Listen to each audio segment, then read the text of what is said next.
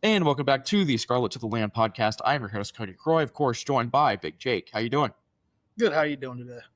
Doing well. Well, we got some Guardians to get into today. Our first Guardians episode, one day after this trade deadline. The Guardians, they were very active, made some big moves. Just your take on this trade deadline, and I want to ask you first, what grade would you give the Guardians this trade deadline? For me, it's an easy A for me. Coming in to yesterday, the biggest question was pretty simple. Are they actually going to be buying? It's been pretty rough here the last month of this season. Nobody, we're a couple games back. I think 3 games back in Chicago for the division. And they went out and they made a splash, brought in Craig Yoho a couple of days ago, and then we added Joe Adele, Nathaniel Lowe, which Manzardo, get him out of here. I think Manzardo may have a future here, but sending him down right now, I think it's the right thing to do. He needs to get himself right. And then, of course, we got ourselves an all-star left-hander, Foster Griffin. The Coney's going to, I think, go to the bullpen, and I think that's good for him. I want to start with Foster Griffin. That was someone I did not expect the Guardians to go out and get a starting pitcher, but Foster Griffin, that's one a heck of an addition for the Guardians. An all-star this year, so that's pretty amazing. I think he came from was it the Nationals? Yes. Washington Nationals. Yeah. So it's going to be interesting what ends up happening. I think alongside Tanner Bybee, alongside Gavin Williams, he's going to be a heck of an addition for this Guardians team. That's probably my favorite addition that they've made during this deadline. I know everyone loves Adele, but I think getting an extra pitcher, getting an extra arm is huge for this Guardians team. Yeah, like going into this deadline, I mean, I wanted it would have been great to get another starter, but it's not something that I really expected to happen. And, to go out there and get one of the better starting pitchers, available is great, and he's been one of the biggest, I feel like, breakout stories in baseball this season, honestly. Returned to the majors and made his first all-star team because he was playing in Japan for a little bit, I believe. Oh, wow. Yeah, okay. And then and he's sitting with low 3 ERA, 3.06, excellent command. Has given the Nationals quality starts all year, and for me personally, it's not just the numbers; it's the fit. Like how you had mentioned Tanner Bybee, Gavin Williams, Cantillo has really taken a step forward, and Messick, what he brings to the table, one of my favorite young starting pitchers in this league, and I do believe these moves that we made, especially, in the lineup as well with Adele and Lowe, I think come playoff time, starting pitching often wins as long as you can produce some runs. And this is a home run for me. Yeah, good pitching will always beat good hitting, and Foster Griffin certainly brings that. 12-3 this year, 3.06 ERA and 116 strikeouts. That's awesome. An awesome addition for this Guardians team. The big one is Joe Adele. Big addition for this Guardians team. He now leads the team in home runs. Really excited for this addition for this Guardians team outfielder. It'll be interesting to see where he fits in this lineup, but I'm really excited to watch Joe Adele in the Guardians uniform. Yeah, I agree. I think we desperately needed right-handed power in this lineup, and that's exactly what you're going to get with him. Just a season ago, he hit 37 home runs. He's a little bit off that pace currently. Bat speed for the majority of his career, it's a little bit lower than what we would like it right now. But for the majority of his career, bat speed's been great. I think he right now is the biggest power threat in our lineup. And he's definitely going to strike out. I want to let people know that he's going to strike out, but he's going to give you that home run option that we have needed. Like somebody that every time he comes up to the plate, there's a chance that he can send it out of the park. Another interesting addition for this Guardians team was Nathaniel Lowe, and he's going to replace Kyle Manzardo, first baseman. And so it's going to be him and Rhys Hoskins battling it out at first base. Really interesting addition. I did not expect this at all. For the Guardians. I had no idea he was even on their radar. So I really had to go and, do some research on this guy. But he's batting .266 with 12 home runs and 37 RBIs. That's a really solid addition for this Guardians team. Just some depth and, just an extra bat for this team that they desperately need. Yeah, and for me, actually, this is my my favorite move from yesterday. I mean, Griffin's great, but my biggest concern was when we made that move for Adele. So many hours had passed already, and I'm like, please tell me that you guys did not just trade for Joe Adele, and that's all you're going to do with the bats. Right, right. Hey, Griffin was great. Didn't expect that at all, but we need another bat, and you're getting a professional hitter here. Quality at bats every time he's at the plate. He gets on base, uses the entire field. And, he's a legitimate middle of the order guy. And I think, honestly, the way Quan's been playing, I mean, you could have Quan at the 1. Jose will probably stay at the 2. Nathaniel Lowe, 3. Adele, 4. I mean, you're talking about 4 quality guys right there to start off. And if Rocchio keeps playing the way he's playing, you got Martinez back. Bazana, whether he's at first base the majority of the time or just DHing in this lineup, it instantly becomes deeper with Nathaniel Lowe and Joe Adele. Yeah, definitely. This was just an incredible deadline for the Guardians and an absolute home run. One guy that we really need to talk about, and he's actually already played for this team, is Craig Yoho. I went to the Guardians game the other day, watched it in person. I met Guardians great closer Cody Allen, got a picture with him. That was pretty awesome. That was awesome. Craig Yoho came in, and he did great. So I'm really excited to see what he can do. He was a guy that must have been on the Guardians' radar. Obviously, not too familiar with him. I don't think very many people are, but he was really, really good in his Guardians debut. Yeah, and I've seen today that Armstrong's hurt. He was at the game. He's in a boot, so I don't know what his exact injury is, but it sounds like he's going to be out for quite a while, it seems. Yeah, well wishes to him. I hope he heals up, but if I'm being honest with you, he has been a complete disaster this year, so I knew we needed some bullpen help, and, getting him, from Milwaukee. We got rid of Bo Naylor in that deal, which does not bother me at all. And he's a high leverage bullpen arm, and that's kind of what he's made his career off of, and we've always prioritized, obviously, the bullpen. It's been definitely not what we've expected, and I think this is a guy, he's a legitimate weapon we're going to bring in. Like you said, you were at that game. He looked fantastic in his first time out there with us, and he's the type of reliever that Carl Willis, he'll like to develop this guy. He loves to work with the kind of stuff he brings, and I think he should fit right into this bullpen. And like I said, with the emergence of Austin Hedges, Patrick Bailey, bringing him over, he's hit the ball extremely well this year. Austin Hedges, don't know what's gotten into him, but he's been killing the ball this year. So congrats to him. 2 of the best defensive catchers in baseball, so I think Yoho's going to fit in perfectly with these 2 guys back there. And I'm very excited about that addition. I love what he looked like. And I'm glad you were able to, be there and see him make his mark in Cleveland to start it off.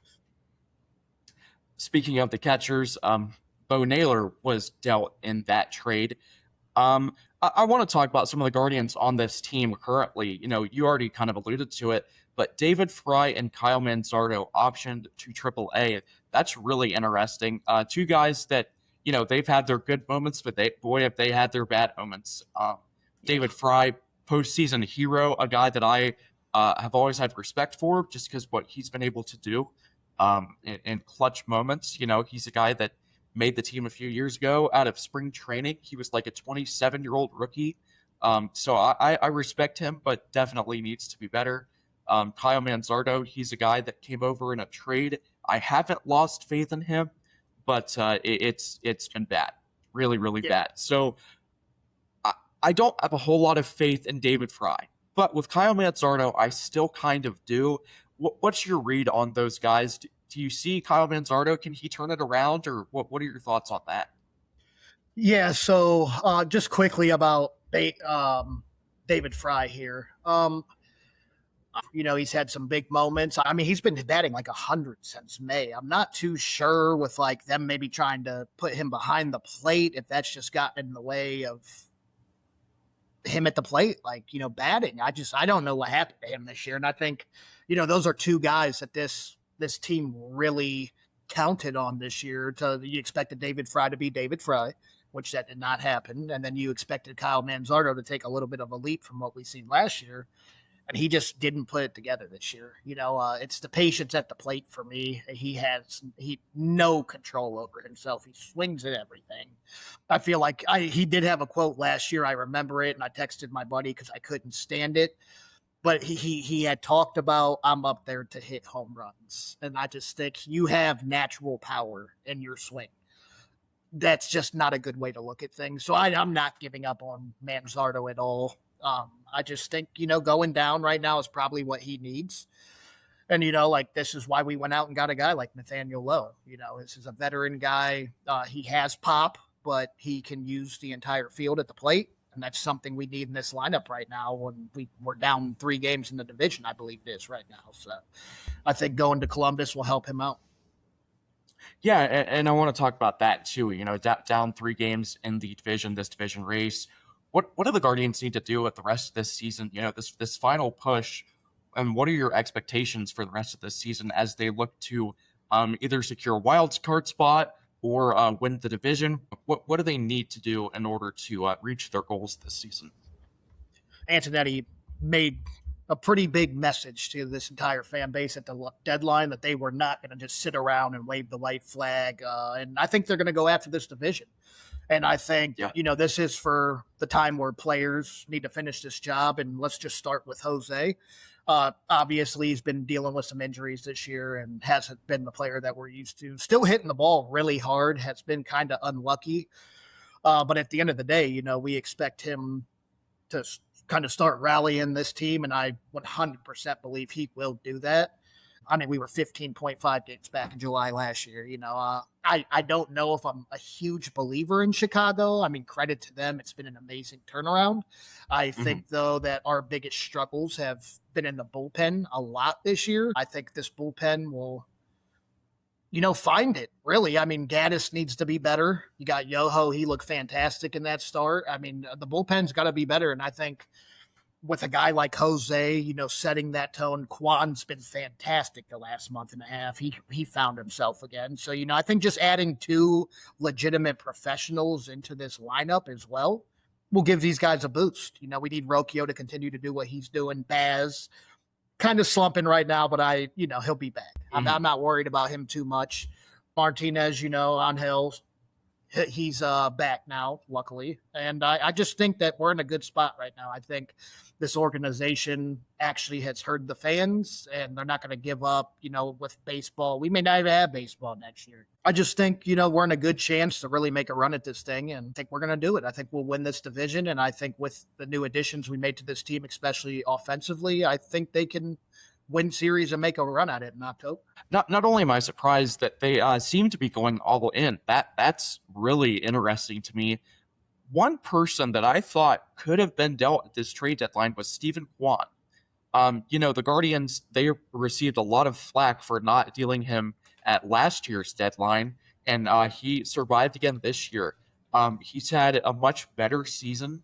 He seems to be finding himself, which is great, but still has not, there's been points throughout this season where he's not looked like the Stephen Kwan from even, 3 years ago. So are you surprised that he didn't get dealt?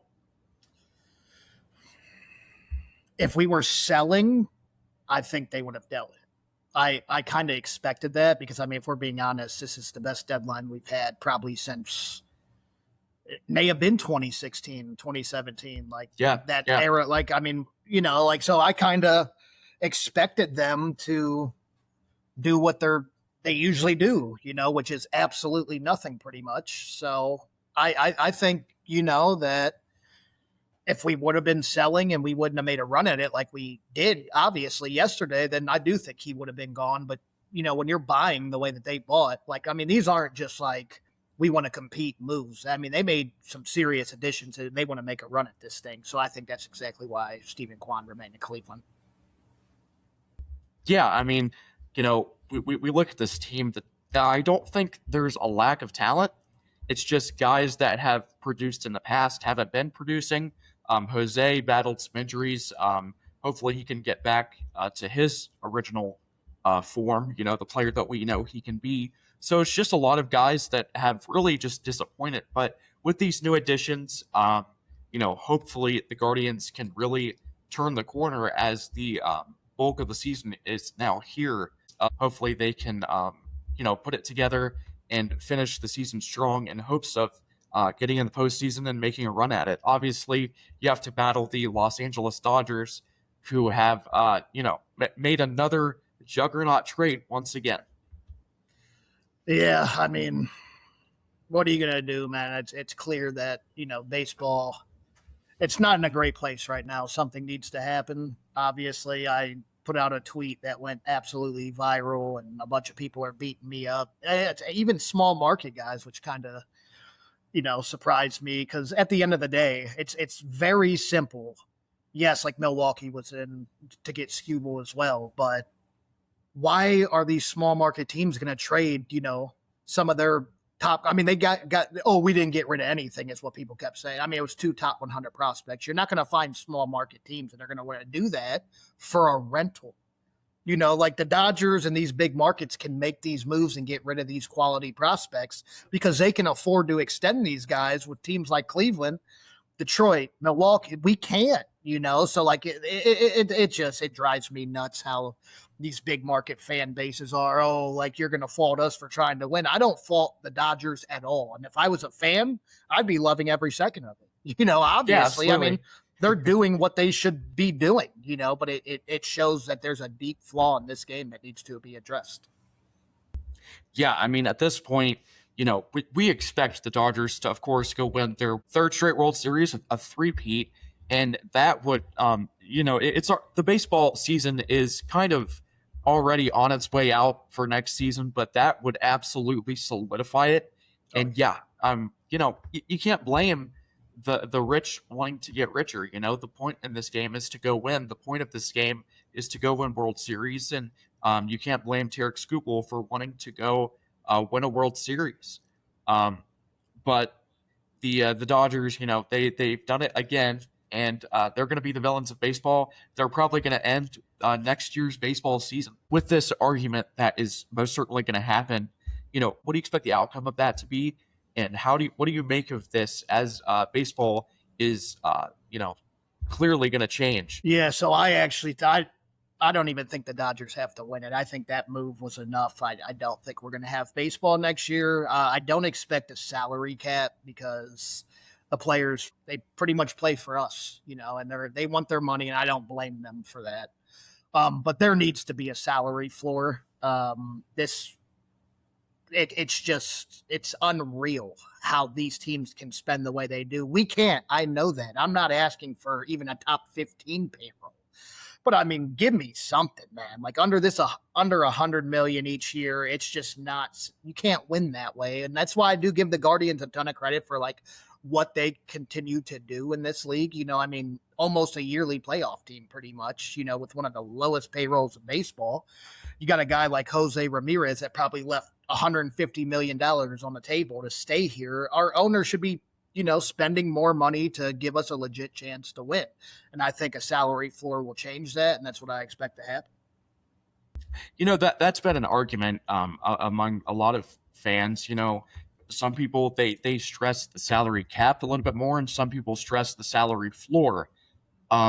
Personally, I hopefully both.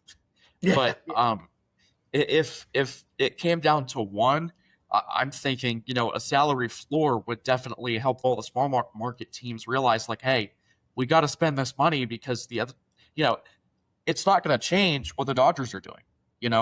They're still going to spend their money. They're still going to get that talent. Whether they go into a luxury tax, whether they go over the salary cap, because you see it with these NFL teams. It seems like the salary cap doesn't even exist in other sports like the NBA. You look at the Warriors with Kevin Durant, Klay Thompson, Steph Curry. It seems like a salary cap almost doesn't even affect anything. So I think a salary floor would be a lot more beneficial to the game in helping these small market teams get over the hump. And yeah, don't get me wrong, I'd love a cap and a floor, but knowing these players, I just don't think they'll agree to anything about a cap. And at the end of the day, they put themselves in the position that they're in to make all this money, which I respect it. I may not like it as a fan because I'm a small market fan, but at the end of the day, a floor will change this game just because we've watched forever. It's been my whole life. Like, yeah, the Dodgers are winning now. But just because you spend the most does not mean you're winning anything.